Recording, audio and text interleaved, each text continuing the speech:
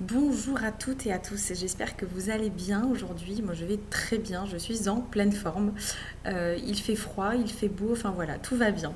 J'avais envie de partager avec vous aujourd'hui une réflexion sur ce qui pouvait en fait vous empêcher de vivre votre vie comme il se doit.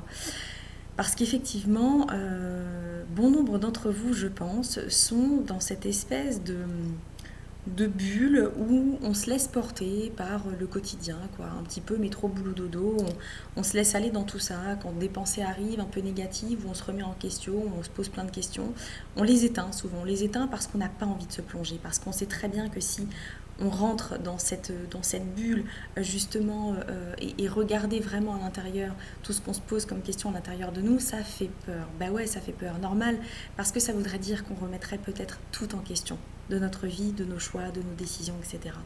Donc vivre sa vie, c'est une évidence pour certaines personnes et c'est un grand mystère pour d'autres personnes, ça c'est évident.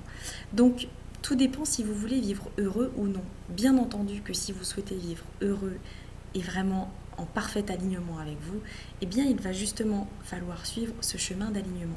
Et ça va être commencer par identifier tous les facteurs qui vous empêchent de vivre en fait pleinement votre quotidien. Alors bien sûr, il y a plusieurs exemples qui vont vous empêcher, qui vont vous freiner et peur d'avancer. C'est déjà la peur de l'avenir, hein, la peur de prendre des décisions.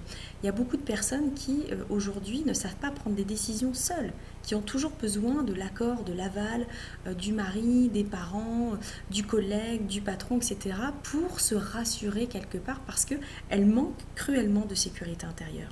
Il y a aussi des personnes, et ça va de pair avec la première, qui vont manquer en fait d'autonomie et qui vont aussi dépendre constamment de quelqu'un. Donc là, on est dans un niveau un peu plus au-dessus, hein, que ce soit la dépendance affective ou la dépendance quelle qu'elle soit, est néfaste au final, parce que la dépendance vous englue dans la systémique de l'autre et pas dans la vôtre. Et c'est ça le problème, c'est que vous vous coupez complètement de vos propres désirs et de vos propres émotions.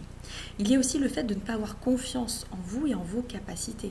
Donc ça, tout est lié vraiment, généralement, quand on manque de confiance en soi, en ses capacités, on a besoin de compter sur l'autre pour être sûr et pour approuver que ce qu'on fait c'est bien et qu'on est sur le bon chemin.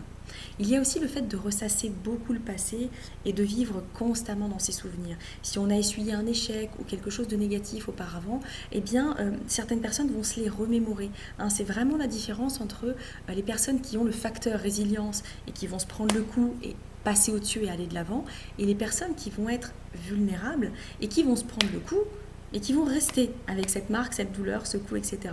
Donc voilà, tout ça c'est vraiment des points qui vous empêchent d'aller de l'avant. Et puis il y en a un cinquième que je voulais vous donner, c'est vraiment se donner aux autres au point de s'oublier soi-même. Alors ça c'est très souvent que je l'entends lors des coachings, vous ne vous occupez pas de vous, malheureusement, vous vous occupez trop des autres. Vous êtes trop là pour les autres. Et le fait d'être trop là pour les autres, c'est bien d'une certaine façon. Cela veut peut-être dire que vous avez grand cœur, beaucoup d'empathie, etc., etc., mais peut-être un peu trop. Prendre soin de vous, être votre priorité, personne ne le fera à votre place, mais vraiment personne. Donc si vous ne prenez pas tout de suite le pas de prendre soin de vous et de vous choisir en premier lieu pour être sûr de bien écouter vos désirs et vos pensées, pour être dans cet alignement primordial et crucial pour avoir la clé du bonheur au bout du chemin, il va vraiment falloir commencer par travailler un petit peu ces cinq exemples que je viens de vous donner, mais qui sont vraiment hyper importants à identifier comme facteurs, parce que c'est vraiment cela qui vous empêche d'avancer pleinement dans votre vie. Voilà, donc j'espère que ça vous aura un petit peu éclairé, en tout cas sur le message que j'avais envie de vous faire passer. Et puis bien entendu, comme d'habitude, je suis disponible en message avec grand plaisir. J'ai mon site internet que vous pouvez aller consulter. Je continue mes coachings à distance et en présentiel avec grand plaisir.